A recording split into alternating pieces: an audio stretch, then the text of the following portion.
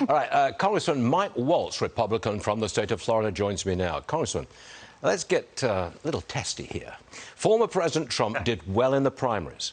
People like his policies. But in my opinion, they don't like his behavior after the election. What's your response to that, Congressman? That's a tricky subject, I know it. Yeah, sure. No, look, I think the American people are ready to look forward. They want to get out of this absolute in terms of inflation, crime, border, and a mess overseas. And I think that's what the president should be talking about, his vision to dig this country out of the hole and get us back to where we were pre-pandemic, which was a roaring economy and Middle East peace and strength abroad. And I think that's what the president should be focused on. I think that's what the American people are looking for. And when we have candidates that talk about an America First agenda that gets us out of this progressive left mess, they win. Don't look back, look forward is your message, I think. Okay. I want to get back to this dreadful tragedy in Texas. The 51 migrants found dead in the truck in San Antonio.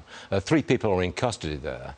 Now, the president of Mexico ripped the, quote, lack of control at his country's borders with the U.S., and Karine Jean-Pierre says the border is closed. Congressman, this is a real mess. Is there any change that's going to come out of this dreadful tragedy? Well, that's a bit rich from the Mexican government and from Biden's press spokeswoman. The fact is the cartels control the U.S. border and the Mexican side of the border, and they're increasingly operating on our side.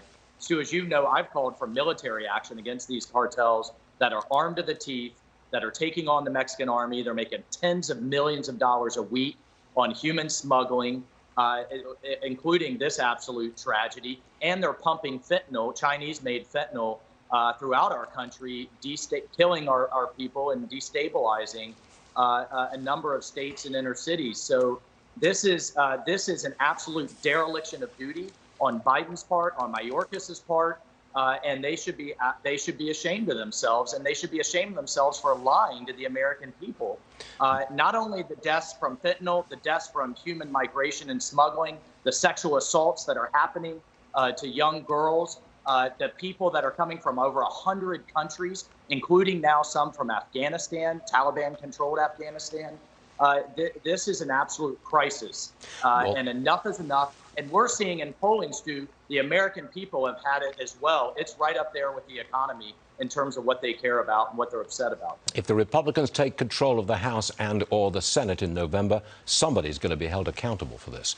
Congressman, thanks very much for joining us this morning. We'll see you again later. Now,